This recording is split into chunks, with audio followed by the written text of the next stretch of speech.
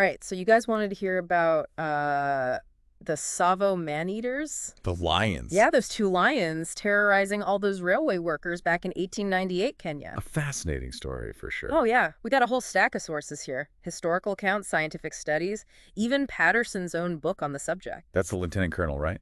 Right, Elteen Carl, John Henry Patterson. And this is going to be a good one. Oh, yeah. This one is a real nail-biter, trust me. It's one of those stories that just captures the imagination. Totally. That clash between humans and nature. Exactly. Raw power.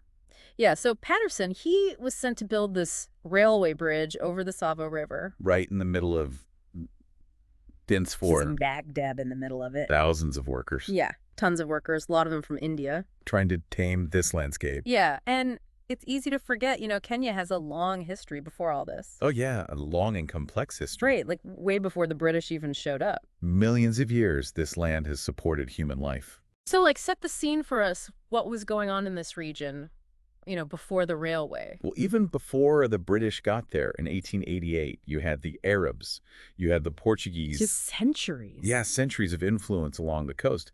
You had these port cities, bustling trade networks already in place. So this wasn't just some uncharted wilderness? No, not at all. Okay, so it was already kind of a complex society. Yeah, very complex. And that's what's important to remember when we think about what happened. It wasn't just this empty land. Right. Ripe for the taking. Right. It was already a place with its own stories. And its own dangers. Speaking of dangers, let's talk about these lions. These weren't your typical lion attacks, right? No, not even close. Patterson's book claims there were over 135 victims. Wow. But more recent research suggests a number closer to 35. Still a lot. Oh, yeah. Still terrifying. But it does make you wonder... Yeah, how these stories can change over time. Right. How they get exaggerated. Makes you think about the source, right? Yeah. Got to be careful about taking any historical account at face value. Right. But even with the lower number 35 victims, that's still a horrific event, right? Absolutely. Two man-eating lions preying on While people. stalking a massive work camp. I mean, it's like something out of a nightmare. Yeah, those early attacks, they're chilling. Just reading the descriptions. Yeah, so at first Patterson didn't even believe the workers, did he? No, he just thought, oh, it's bandits. But then they find Ungan Singh. The supervisor. Yeah. And that's when things change. That's where the story gets really, really graphic. The next morning, they found his remains. Scattered and partially consumed. Yeah, the brutality of it really shook Patterson. Hard to even imagine the fear in the camp after that. Oh, I bet they were terrified. Miles from home in this totally new environment, and then suddenly... You've got these monstrous lions picking people off. And these lions were bold, too. They weren't just hiding in the shadows or anything. Oh, no, they were attacking in broad daylight. They ignored gunfire, even raided the camp hospital at one point. Makes you wonder what would make lions act like that. Yeah, right? Lions are ambush predators usually, aren't they? Exactly. Which is why this case is so interesting. There had to be something more going on. Something that pushed them to that extreme. So Patterson realizes how serious this is, and he decides to hunt these lions down. Right. What was his strategy? Well, at first it was a lot of trial and error, Right. He tried nighttime vigils, setting traps, using bait. He even built those thorny enclosures. The bomas, around the work camps. But the lions just ripped right through those. They weren't fazed by anything he tried. And all the while, the attacks just kept happening. Oh, yeah, it was a pressure cooker. So it wasn't just the lions Patterson was dealing with, right? No, not at all. Yeah. He had a lot of trouble with the workers, too. There was even an attempted mutiny. Yeah, it was a desperate situation. Imagine being one of those workers miles from home. Facing these lions. Yeah, and your boss doesn't seem to care. You're stuck. It's like the perfect storm, right? You've got this massive project disrupting everything. The natural environment. Yeah. The cultures clashing. And then man-eating lions entered the picture. And it all came to a head in September of 1898. That's when the workers went on strike, right? They said, we need better protection from these lions. They demanded lion-proof housing. And that finally got the attention of the authorities. Yeah, they sent reinforcements. They did. The district officer arrived with soldiers. To help with the hunt. And the police superintendent came too. They probably figured a stalled railway wasn't good for business. Exactly. But before they arrived, there was one incident that really showed how dangerous these lions were. Okay, tell me about it. Well, Mr. Whitehead, the district officer, he arrived at the Tsavo station late one night, Okay. steps off the train, and one of the lions charges right at him. Whoa. Can you imagine? That's terrifying, just stepping off a train and... A man-eating lion. Yeah, that's scary. Luckily, he managed to escape. Whew. Close call. But not without some nasty gashes on his back. Ouch. It really showed that no one was safe. So everyone's on high alert now. Reinforcements are there. And finally, December of 1898. Patterson manages to kill both lions. It wasn't easy, though. These were huge lions. Yeah. How'd he do it? Well, the first one he got with a single well-placed shot. Okay. But the second one took 11 bullets and almost 3 weeks to track down. Wow. They were persistent. They were. So the immediate threat is gone, but that just brings up the big question. Why? Why did these lions become man-eaters in the first place? Right, because it can't just be the railway, disrupting their territory. That seems way too simple. Right, there's got to be more to it. And that's where the real mystery lies. I like a good mystery. Well, there are a couple theories. Okay, let's hear them. And the first one is really fascinating. It connects the man-eating behavior to the Zanzibar slave trade. The slave trade? Yeah.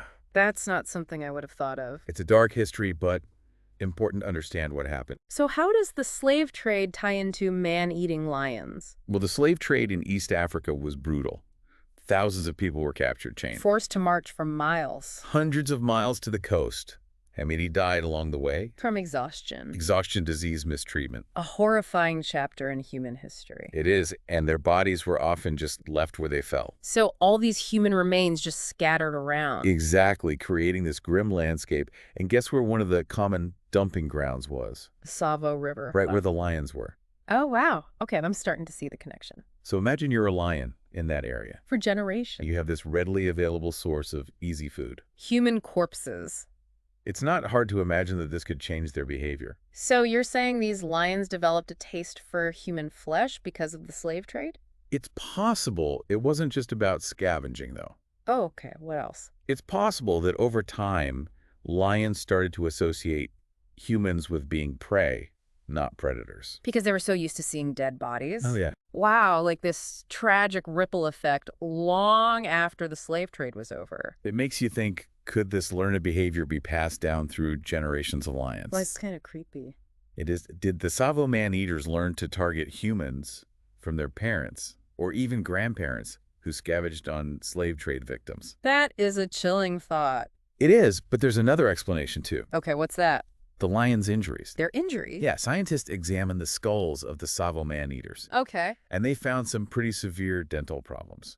Like what? Broken teeth, a missing canine, even an abscess. Ouch, that must have been painful. Oh, incredibly painful. And it would have made it hard for them to hunt their usual prey. Like zebras. Zebras, wildebeest, buffalo. Those are tough animals to take down. Exactly. So targeting humans who are much slower and weaker might have been out of desperation. So basically they were injured and couldn't hunt their normal food. Exactly. The injured lion might have turned to easier targets. And his buddy learned to do the same. It makes you wonder how lions' social dynamics play into all this. Yeah, did the injured lion lead the hunts, or was it more of a team effort? We don't really know. So many questions. It's like a puzzle with some pieces missing. We've got these clues, the slave trade, the injuries. But piecing it all together is a challenge. That's what makes it so fascinating, right? It's not just a historical account. It's a scientific mystery. And a reminder that we don't know everything about the natural world. Especially when it comes to predators and prey. So we've got these two main theories. Both plausible. But was it one or the other, or a combination of both? What do you think? It makes me wonder if they were already scavenging on human remains and then... The injury. Yeah, the injury pushed them even further. It's possible. It shows just how complex these events can be. It's never as simple as just blaming the animals. Right. We have to look at the bigger picture. The history, the human impact. Okay, so we've got the lions figured out, but what about John Henry Patterson himself? He's quite a character. This guy kills man-eating lions, becomes a war hero, leads a Jewish legion. Against the Ottoman Turks, no less. Discovers a new species of antelope, ends up buried in Israel. Like he lived several lifetimes in one. And his book, The Man-Eaters of Tsavo? Captivating reader. Oh, yeah, but he does exaggerate some things. He does like that 135 victims number. Makes you wonder about his motivations. Was he trying to make himself look better? Or make the story more exciting. We'll never know for sure. It reminds us that even first-hand accounts Can be biased. and sometimes exaggerated. It's all part of the challenge of figuring out history. Sometimes the truth is more complicated than any one story can tell. Exactly. But there's one more twist to this story. Okay, I'm listening. It involves what happened to the lions themselves. After Patterson killed them. Yes, their remains had quite a journey. Yeah, so what happened to the lions after the whole ordeal? Well, Patterson, he kept their skins as trophy rugs. Yeah, makes sense. I guess that was pretty common back then. Oh, yeah, very common. But then later on, 1924, he sold them. Sold them. Oh, yeah, to the Chicago Field Museum. No kidding. So that's where they are today. Yep. You can actually see the Tsavo Man-Eaters on Yeah. display at the museum. Wow, that's kind of wild, isn't it? It Like is. these creatures that cause so much chaos and fear, and now, They're just specimens. yeah, behind glass in a museum. Makes you think about how we remember these events. So, How the stories change over time. from these terrifying monsters to almost mythical figures. Right. So it's more than just a good story Oh, yeah, there are real lessons to be learned here. about the human cost, The ecological impact. the whole complex relationship between humans and animals. Right. It's not just about the lions themselves. So what do you think this story tells us about that relationship, between us and nature? Well, I think it shows what can happen when we don't think about the consequences of our actions. Like the slave trade. Exactly. It wasn't the direct cause of the lion attacks, but It might have created a situation where lions got used to human flesh, right? It might have changed their behavior for generations, and then you've got the railway construction pushing into their territory, disrupting their hunting grounds. maybe even leading to more competition for food. It's a reminder that we're all connected, What we do affects the natural world. and we need to be aware of that. It's also a story about fear. And ambition. Yeah, the clash between what humans want and the power of nature. Those workers were incredibly brave. They really were facing those dangers to build something new. A railway that symbolized progress and connection, But there was a cost. a human cost, Lives lost, families impacted. and the environment disrupted. It's a complex story. It is. And I think it still resonates with us today because It makes us think about our own place in the world. our relationship with nature. It's easy to just blame the lions. But there's always more to the story, Nuances, historical contexts, ecological which factors. is not black and white. And that's what's so great about a deep dive like this. It helps us see those different layers. Appreciate the complexity. So for our listeners out I there, hope this is giving you a new perspective on the Tsavo Man-Eaters. and maybe it's made you curious about other stories of human-animal conflict. There are so many out there waiting to be explored.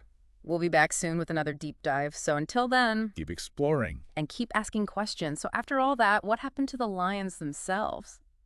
Their remains, they actually had quite a journey. Like, what do you mean? Well, Patterson, he kept their skins as trophy rugs at first. Oh, okay. Yeah, that was a thing back then. Yeah, pretty common. But then later on in 1924, he sold them. He sold them. Yeah, to the Chicago Field Museum. Get out of here. So they're still there. Yep, on display. You can actually see the Tsavo Man-Eaters in a museum. You can. That's crazy to think about, isn't it? It is. Like these animals that cause so much fear and chaos, and now they're just, Preserved specimens. yeah, behind glass. It really makes you think about how we remember these things. How the story changes over time. From monsters to myths. But it's more than just a story, right? Right. We can't forget the real lessons here. The humor matters, the impact on the environment. That complex relationship between humans and nature. So what do you think this story really tells us about that relationship? I think it shows how our actions can have unintended consequences. Like the slave trade, even though it wasn't the direct cause of the attack? Right. But it might have created the conditions for it. Lions getting used to human flesh, changing their behavior. And then you have the railway pushing into their territory, disrupting everything. Creating competition for resources. It all adds up. It's a reminder that we're not separate from nature. Our choices have an impact. And we need to be aware of that. Definitely. It's also a story about fear, and ambition. That clash between humans and nature. Those workers were so brave facing those dangers. To build something new. A railway that was supposed to connect people and bring progress. But it came at a cost. Lives were lost. The environment was disrupted. A complex story for sure. It really makes you think, and I think it still resonates with us today because It's about our place in the world. our relationship with nature, We can't just point fingers at the lions. there's always more to it. Historical context, ecological factors. It's not black and white. Exactly. And that's what makes these deep dives so interesting. Peeling back the layers and seeing the complexity I hope this one gave you a new perspective. on the Tsavo Man-Eaters. And maybe it sparked some curiosity about other stories out there. There are so many waiting to be told. So keep exploring, everyone. And keep asking questions. We'll be back soon with another deep dive. Until then, take care.